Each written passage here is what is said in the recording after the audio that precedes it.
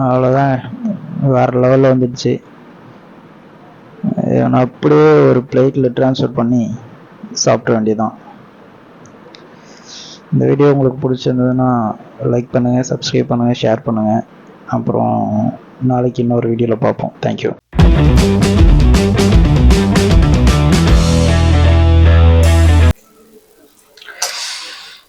இன்றைக்கி என்ன செய்ய போகிறோன்னு பார்த்தோன்னா, பாலக்கீரையில் ஒரு டிஷ்ஷு. மிஸ் பண்ணாமல் பாருங்கள். இது செய்யறதுக்கு என்னென்ன தேவைன்னா, இதெல்லாம் தேவை. பாலக்கீரை, அப்பளம் ஒரு 5, ஒரு கப்பு அளவு வந்து சாப்பாடு,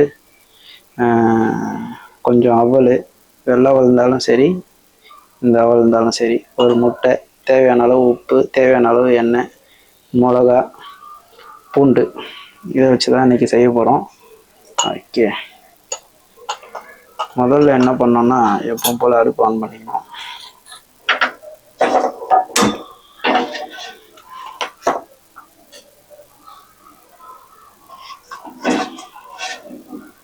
ஆன் பண்ணியாச்சு.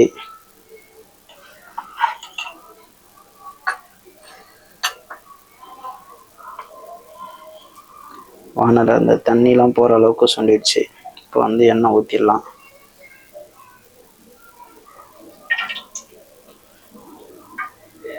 எண்ணெய் நல்லா காயணும்.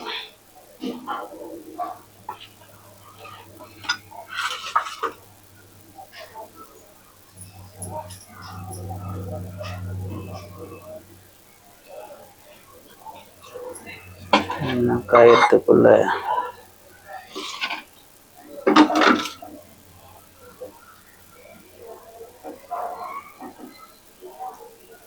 எண்ணெய் காஞ்சிடுச்சு. என்ன பண்ணோன்னா, நம்ம வச்சிருக்க அவலை வந்து பொரிச்சுக்கணும். கொஞ்சம் கொஞ்சமாக போட்டுக்கணும்.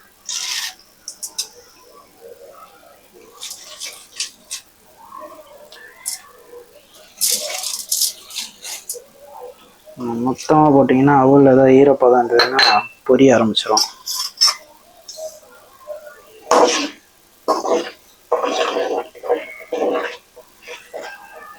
பொரிச்சு தெரிச்சுதுன்னா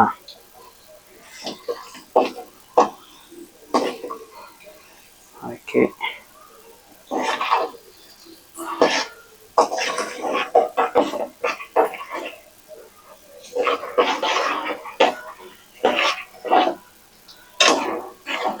பொரிஞ்சிடுச்சு.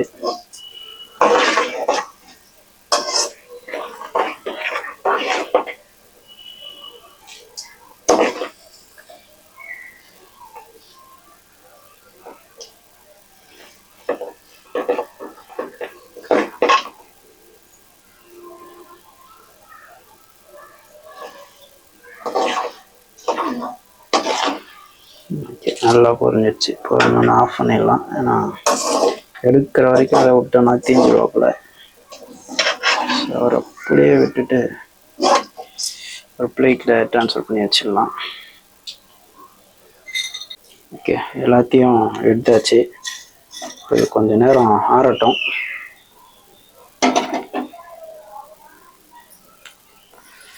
இப்போ திரும்பியும் அடுப்பை ஆன் பண்ணிக்கலாம்.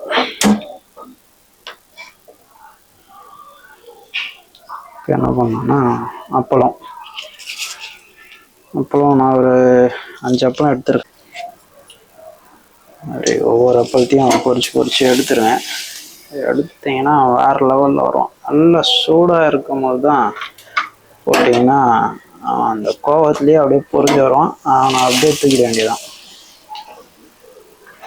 எனக்கு தெரியாது, இப்போ தான் கற்றுக்கிறேன் அது விஷயம்.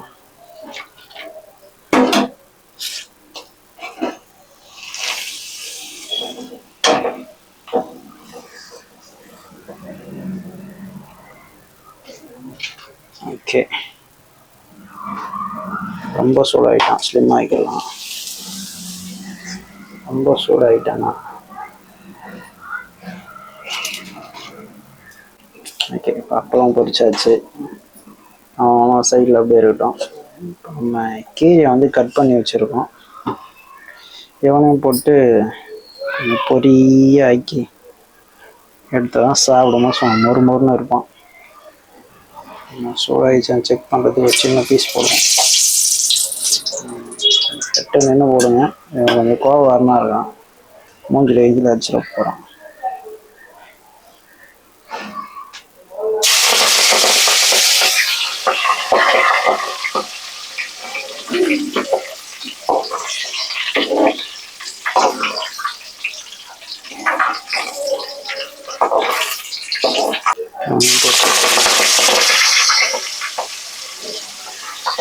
பொரிக்கும் போது கொஞ்சம் பார்த்து பொரிங்க. ஆனால் கீரையில் ஈரப்பதம் இருக்கும். எண்ணெயில் போடும்போது வேறு லெவலில் டென்ஷன் ஆவாங்க. டென்ஷன் ஆகாமல் ஹேண்டில் பண்ணுவாங்க. ஒரு பக்குவத்தோட பொரிச்சு எடுக்கிறது தான் அதில் மேட்ரு. நம்ம இந்த கருவேப்பிலையை தாளிப்போம்ல, அந்த மிச்சருக்கெலாம் ஆட் பண்ணும்போது பொரிப்பாங்கள்ல, அந்த அளவுக்கு பொரிச்சா போதும்.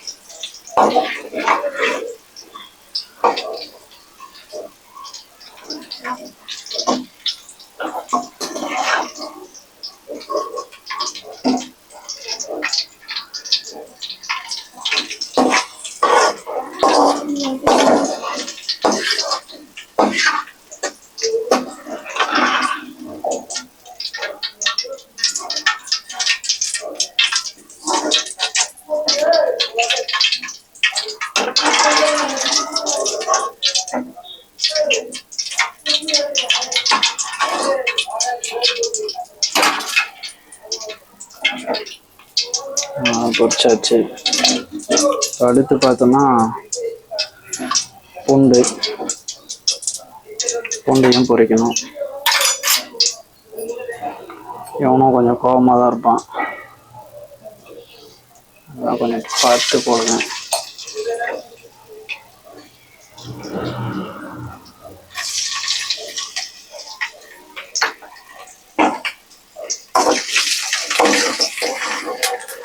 ஏன் பொரிக்கிறோம்னா அந்த ஒரு கிரன்ச்சியாக இருக்கிற மாதிரி,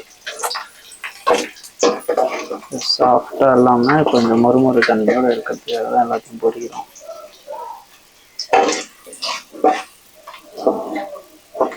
பூண்டோட அந்த பச்சை வாசனை போச்சுன்னா எடுத்துட வேண்டியதான்.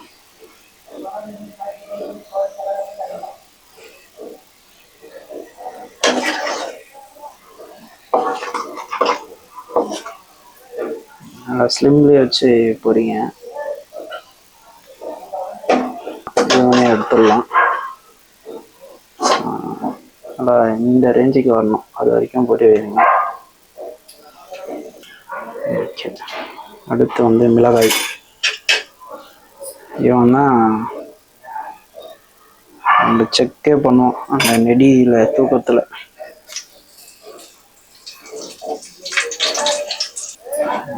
பொரிச்சாச்சு, போடலாம். பச்சை கலர் மறைஞ்சு அந்த பொரிச்ச கலர் வந்தால் போதும். இவனையும் அப்படியே ட்ரான்ஸ்ஃபர் பண்ணி வச்சுக்குவோம்.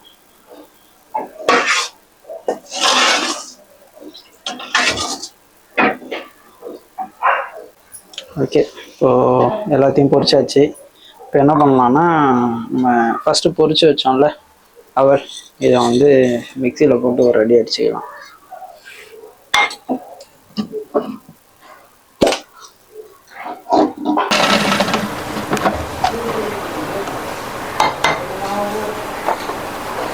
அவல் அரைச்சிங்கனாவே கொஞ்சம் சாஃப்டாக வந்துடும்.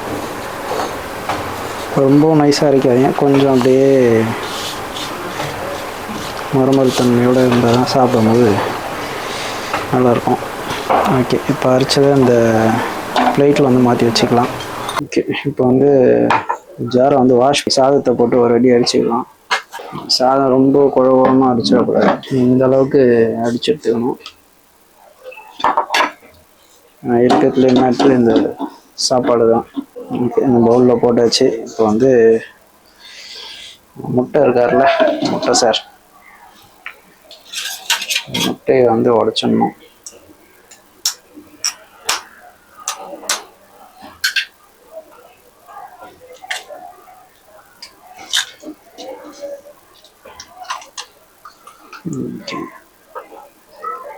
முட்டையில் கொஞ்சம் உப்பு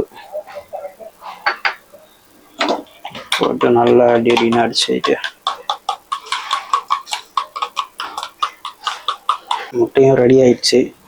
என்ன பண்ணலான்னா, நம்ம இப்போ பொரிச்சு வச்சோம்ல கீரை, மிளகா, பூண்டு எல்லாத்தையும் ஒரு ஜாரில் போட்டு இதையும் லைட்டாக ஒரு ரெடி அடிச்சுக்கலாம்.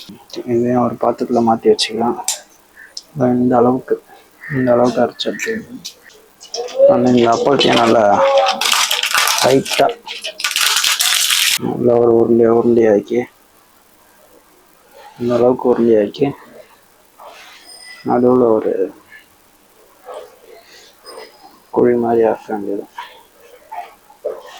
குழி மாதிரி ஆக்கி நம்ம அரைச்சி வச்சோம்ல கீரை, பூண்டு, மிளகா அதை பூர்ண மாதிரி உள்ளே வச்சுக்கணும். உள்ளே வச்சு நான் அப்படியே க்ளோஸ் பண்ணிடணும். முட்டையில் ஒரு டிப் பண்ணிடலாம்.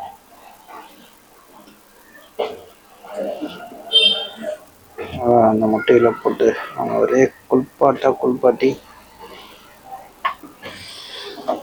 அப்படியே நம்ம வச்சிருக்க அரைச்சோம்ல ஃபஸ்ட்டு இந்த அவலில் போட்டு ஒரு முக்கு, திரும்பவும் முட்டையில் போட்டு ஒரு முக்கு,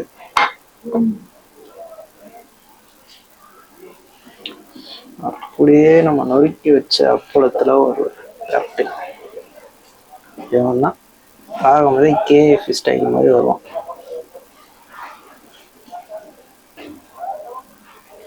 இப்போ பார்ப்போம் இவனோட சுயரூபத்தை.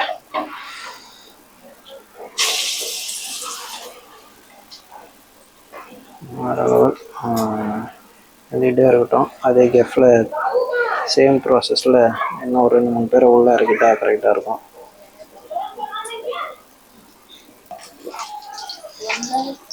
சூப்பர், வேற லெவலில் வந்துட்டோம். எதிர்பார்த்தேன். அப்படியே கேஎஃப்சி ஸ்டைல் கலர் வந்துட்டான். அவ்வளோதான், வேறு லெவலில் வந்துடுச்சு. நான் அப்படியே ஒரு பிளேட்டில் ட்ரான்ஸ்ஃபர் பண்ணி சாப்பிட வேண்டியதான். இந்த வீடியோ உங்களுக்கு பிடிச்சிருந்ததுன்னா லைக் பண்ணுங்கள், சப்ஸ்கிரைப் பண்ணுங்கள், ஷேர் பண்ணுங்கள். அப்புறம் நாளைக்கு இன்னொரு வீடியோவில் பார்ப்போம். தேங்க்யூ.